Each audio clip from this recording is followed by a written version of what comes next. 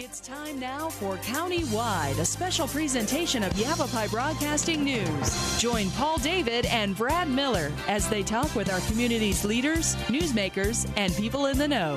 You'll hear about the hot topics that affect all our lives here in Yavapai County. And now, here's today's County-Wide. Welcome to County-Wide. Good to have you in the studio with us today. Captain Danny Golden with the Arizona Department of Public Safety in studio today, and we've actually got quite a few things to talk about. First thing I want to hit on is we need to get everybody to slow down. Yes. Welcome to studio, Danny. Thank you very much. Good to see you again. Good to see you again. I was just going through our numbers from April and May, and the fatality accidents that we've talked about as far as Yavapai and Coconino County. I've got a number of 15. Yes. 15 people have died in the past 2 months. And this includes the, we had a 55-year-old Flagstaff man die in a motorcycle accident yesterday, and then we had the 33-year-old woman from back east, I believe she was, last week that was killed in the quad accident outside Sedona. She and her fiance were riding quads and she crashed. But man killed in rollover near Sedona. Flagstaff man killed in Sunday rollover. Fatal crash on I-17 and Highway 61 or 69. This one claimed 2 motorists' lives. Killed in an accident near Ash Fork. Cottonwood man dies after motorcycle accident. Kingman teen killed in dirt bike accident. Victim on Cornville head-on collision. Everyone remembers that accident. The father died in that accident. The Highway 89 accident, I actually pulled that one out twice. So here's an I-17 one. This one was very recent, Danny. This was the gal from Black Canyon City that was going the wrong way, going northbound in the southbound lanes and collided with the vehicle. She died as well as a passenger in the other vehicle. And that's the ones we have so far. Very tragic. A lot of tragedy and a lot of sorrow for many families. So, what's going on out there? Are we in a hurry? Are we too much of a hurry? I wish I could say exactly what it was and come up with a good solution for it. With every one of those that you're talking about, unfortunately, I know many of them because I was either there afterwards or had heard about it and got briefed in on them. And a lot of it is just slowing down. We don't, the wrong way that you talked about, we don't know exactly why that person got on, other than we're just assuming that she made a mistake thinking that the ramp was her road that she was going to turn on, because she lived in the area, is familiar with the area. So a lot of it is, speed has a lot to do with it. There's a lot of people that are going a little bit too fast. It's getting warmer. They're in a hurry. They're impatient to get somewhere, and we deal with those. Many of these collisions that we've been dealing with lately are just people making silly mistakes, or they are tragedies. You talk about the quad one. I don't know exactly about that one yet, but that appears to be just it sounds like inexperience to me, and no helmet. Right. You know, just not familiar with the area, no helmet, and then, you know, keeping up with the fiance or whatever, and then, then you roll and crash. And so, is there any? Do you respond to these accidents and find out it was this again? This is what the cause was. I know speed is in there, but are we being distracted, or what's going on? There's and some of the recent ones that we're dealing with, we can absolutely say that distractions, whether it be cell phones, whether it be passengers in the vehicle, whether it be talking or interacting with other vehicles. It's not paying attention to what you should be doing, which is operating a motor vehicle. You know, I don't know how many times I've been driving down the road behind somebody and I see the driver, and they've got a passenger, but they're doing this every time they talk. And I mean, it's common to sit and look at the person you're talking to, but while you're driving, and I'll see this, and then you watch their speed at 55, and then it drops down to 45, and then back up to 50, and then back down to 40, and you can tell that every time the speed drops, it's because they're having a conversation with somebody and they're looking over at them, and the foot's coming off the gas pedal. Oh, well, I'm slowing down, and then they speed up again. That's frustrating. You know what? We're gonna hit this a little bit later, but I want to hit this now. Texting while driving. Last Thursday on my way home, northbound I-17, there's that long stretch that has the pull off for the semis to check their chains and brakes and stuff. And it was just me, and I come up over the ridge, and I'm on that straightaway, and 100 yards in front of me, there's this little red car in the slow lane, and I've got my cruise set on 75, so I know I'm going to wind up catching this car because I can tell I'm coming up on it. But first time, drifts over into my lane. Just the driver's side drifts over, and then boom, goes back over into its lane. And then you could tell the car is slowing down and speeding up too. And then back over into my lane again. Now I'm getting closer. Now I'm a little concerned. Okay, is this a DUI driver? Am I going to dial 911 here so I can get Danny Golden down here and bust this person? And then a third time. So as I approach to go by this vehicle, I look over and she's doing this. She's down here doing this and then back down here and then doing this. Drives me absolutely crazy. I can feel myself getting a little huffy about the whole thing too. And the other one is people sitting on their doggone phone talking in the cars. What are we going to do about this? Because it's against the law, is it not, in the state of Arizona? No, not yet. Not yet. Not yet. It should be though. And I don't know if I don't know if it will, but the distracted driving it's proven to be just so dangerous. They did a study, and I guess if you're texting while driving, you might as well be driving blind, because you're paying attention to your phone, you're not paying attention to the roadway. And you got to understand, when you're traveling 75 miles an hour on the freeway speeds, you're traveling well over 100 feet per second. And so when you're looking down and you're texting, there's 3 or 4 seconds that go by before you're actually looking up.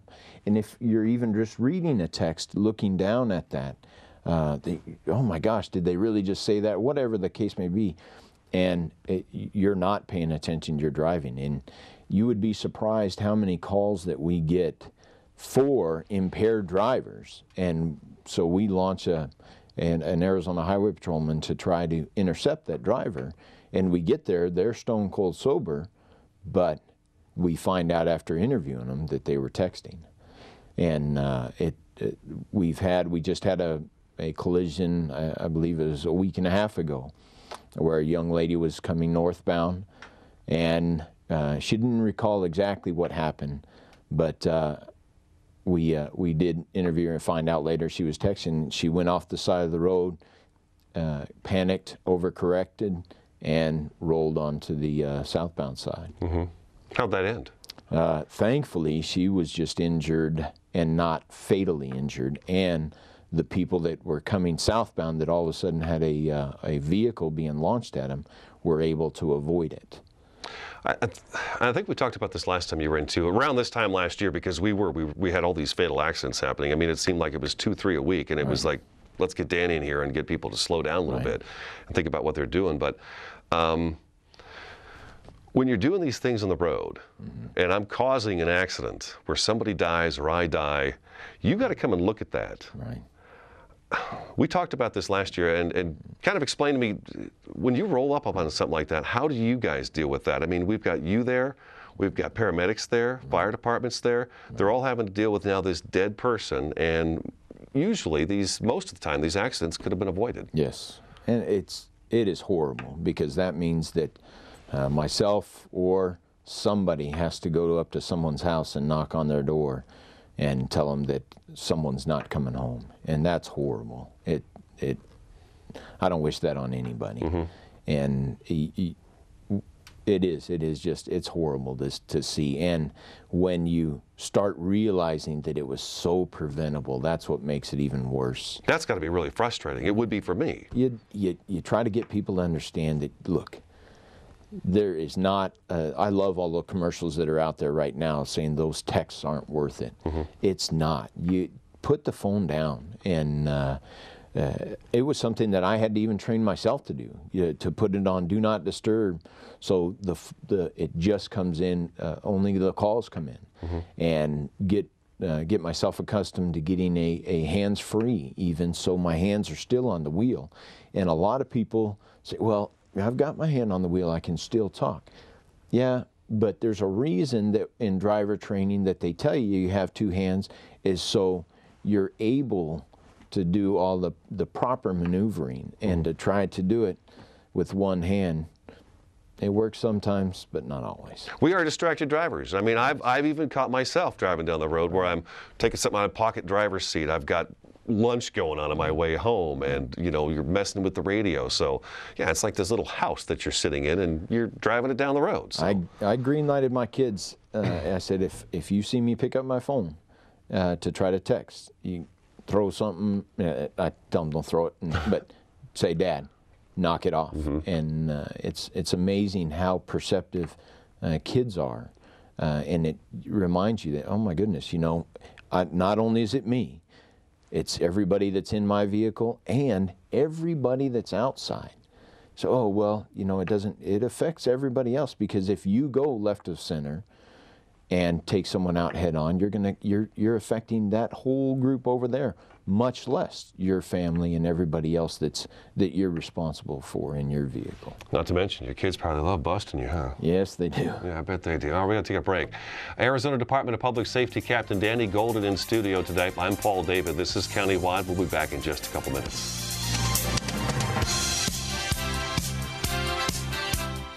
Here in northern Arizona and throughout Yavapai County, people count on Orkin Pest Control.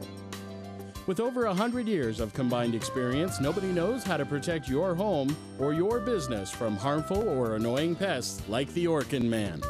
To start service, contact your northern Arizona Orkin Pest Control.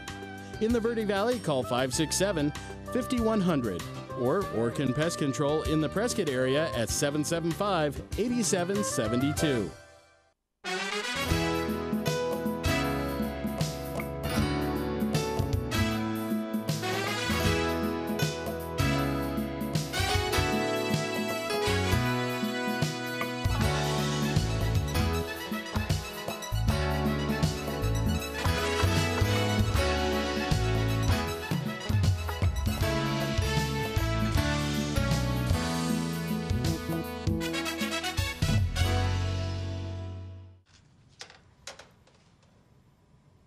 Wow, these are really good. You act surprised.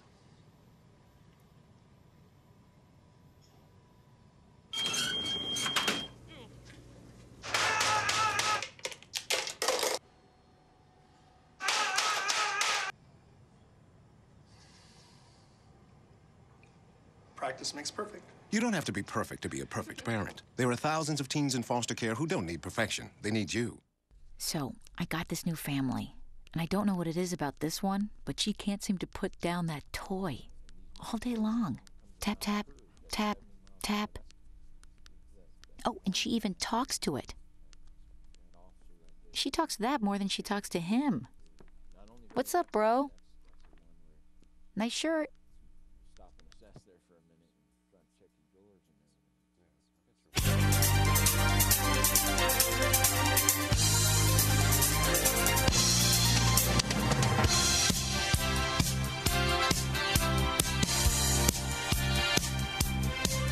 Welcome back to Countywide. Good to have you along. DPS Captain Danny Golden in the studio. I'm Paul David. This is Countywide. I didn't want to forget to mention that we did over the last, it was last month, we lost a DPS officer down in Yuma, struck by a tanker truck driver that just for some reason barreled on in there and ran into him in his car.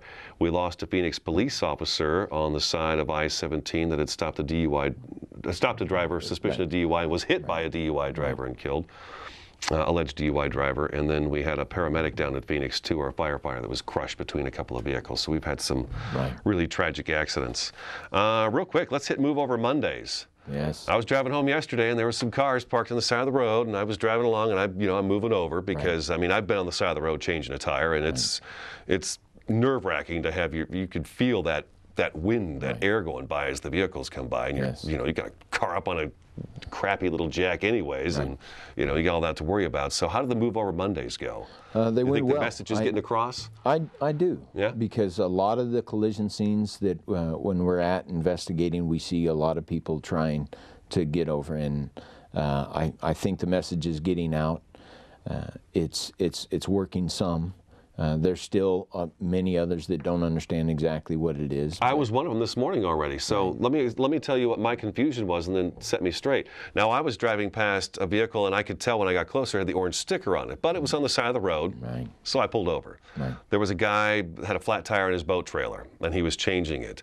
They didn't have any flashers on or anything else, but I thought, they really don't want to feel me go by. So your way of doing it is always best, because if a vehicle is stranded and broke down, maybe they had a weak battery in the first place and the battery is out on it. Maybe that is what the problem was, the electric system went out on it. So you can't always assume that they're going to have flashers on. If you see a vehicle there, it is a good assumption that there is a problem. Someone is stranded, and it's always safest to move over. The law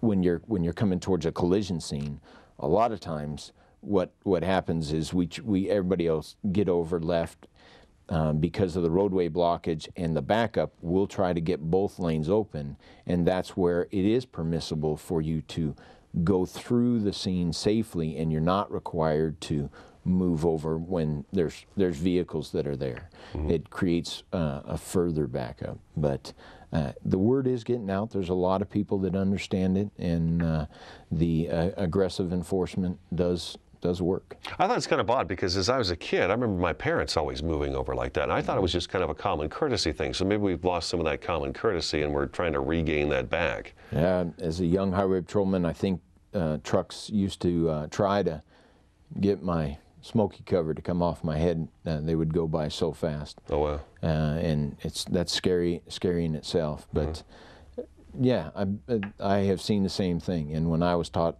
to drive by my father, that was one of the things he said. If you see someone, he said, you see someone broke down, stop and help them. Mm-hmm. But two, if they're being helped, move over, give them room, because all it takes is someone to trip. All it takes is someone to kick a leg, or you not be able to see something, and then we go from someone being in a little bit of distress to a tragedy. Yeah.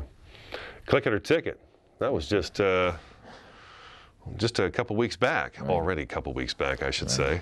But click it or ticket, you guys were everybody was, law enforcement across the state. It wasn't just DPS, but we still have non-seatbelt users, which is kind of baffling. There is no doubt that wearing your seatbelt, and when we say wearing it, properly wearing your seatbelt, and properly sitting in the vehicle does reduce your injury. Think about a NASCAR race, and you see a collision that happens there. You see vehicles flipping and you're like, there's no way. Mm-hmm. Well, they've got the 5-point harnesses, and they're not going anywhere. They're very well secured in that vehicle. So you go from that to your simple 3-point that most of us are wearing. When worn properly, doing the driving that we do, if you're involved in a collision, they greatly reduce the severity of injury. And when you're not wearing your seatbelt, there's no chance that you're not going to be tossed around in that vehicle. And there's always someone that'll come up and say, oh, well, if they had been wearing their seatbelt, they would have died. Yeah, I've heard of some of those, but those are far fewer than the ones that if they had had their seatbelt on and they were wearing it properly and seated properly, that they wouldn't have been killed. I would say most of the time we're having these ejections. Yes. And I can't imagine going down the road, having my car crash, and me being chucked out of there. I mean, I don't know how many stories we've written about where they get thrown out of the vehicle, and they actually land in front of the vehicle, and it comes down on top of them. Right. And so, yeah, it boggles my mind that people don't wear their seatbelt. I guess, what are the reasons? Uncomfortable, and I forgot? Or... Wrinkles my clothes. I've heard all kinds of excuses. It wrinkles my clothes, it's uncomfortable, it's this. The manufacturers have done just a great job, and what used to be a fixed point, they've got them so they're adjustable so that they come comfortable across your shoulder and down across your torso. Car makers and car manufacturers have done a great job making it so it can be worn properly and it's not pinching up against your neck. If it is, you know there's a sign that there's a problem right there, and you've got to fix that. So adjusted. Let's see on the break. DPS Captain Danny Golden in studio today. We're just talking about basic, simple traffic stuff out there on the roadways. I'm Paul David. This is Countywide. We'll be back in just a couple minutes.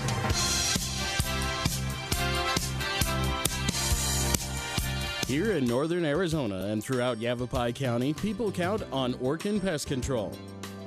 With over 100 years of combined experience, nobody knows how to protect your home or your business from harmful or annoying pests like the Orkin Man. To start service, contact your northern Arizona Orkin Pest Control. In the Verde Valley, call 567-5100 or Orkin Pest Control in the Prescott area at 775-8772.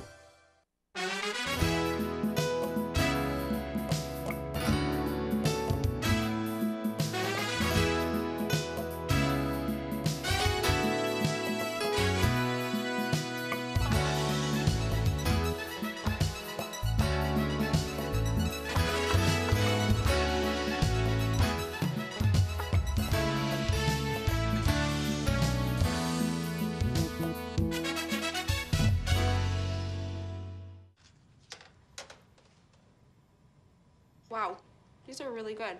You act surprised.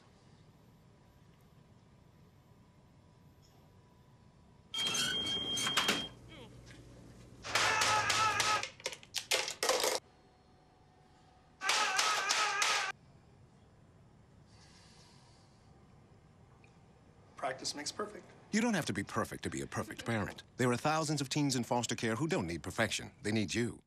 So, I got this new family. And I don't know what it is about this one, but she can't seem to put down that toy all day long. Tap, tap, tap, tap. Oh, and she even talks to it. She talks to that more than she talks to him. What's up, bro? Nice shirt.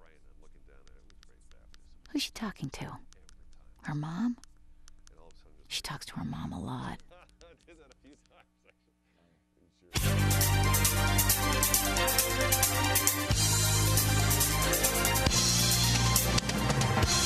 Welcome back to Countywide. We've got just a couple minutes left in the program. Memorial Day weekend on a Saturday morning, we had an accident out there on I-17 near Sunset Point Rest Area, and it blocked up traffic for a while. Yes. I remember Brandon Bonney, Sergeant at Prescott Valley PD, said he was stuck in it, and he was talking about how people were just doing what they could to get under the fence and over to Sunset Point Rest Area to get to the bathrooms. But there's certain things we should be prepared for, and I-17 is certainly one of those things in the state of Arizona during the summer months especially. Right. You know this is one, anytime you're driving, make sure you take water with you. Take something that you'll be able to drink, because some things do happen. And with an incident like that, we do not have options as far as detour routes when it comes to down on the Black Canyon Hill right there. So you're going to be, there's a chance that you're going to be out there. And we have some family members that are sometimes laying in the roadway and deceased on scene that we've got to take good care of them and do a very good investigation. Not, you know, I say make sure we do an outstanding investigation. We owe it to them. So be prepared to be out there for a while if something happens. And so water, and be patient. snacks. Water, snacks, and it's a good idea to have your vehicle gone through. We've said this many times. Yeah, we did a story with you, but let's go ahead and hit it again. And make sure that you have your vehicle checked out. Check your tires out. Check your tire pressure. All the belts, all the hoses, all the fluid levels, just to make sure that your vehicle is going to be able to make it. If something does go wrong, have a cell phone with you so you can call us, and we can come help you and get there. That's a good one too. Keep your cell phone charged. Yeah. You know, keep your cell phone charged. At least, I think it's always at least half a tank of gas. We always talk about in the winter, but the summer would be good too if you got to run the AC and stuff like that when you're stuck on the road. So, yeah, stuck on I-17 in the summertime is not a pleasant thing. That's right. Not at all. All right, we're out of time. Well, it's a pleasure. Yeah, it's always good to see you, Danny. Thank you. Thanks for coming in. All right, that's Captain Danny Golden with the Department of Public Safety. I'm Paul David. This is Countywide. Drive safe and slow down out there and stop texting and talking on your phone. We'll talk to you again next time.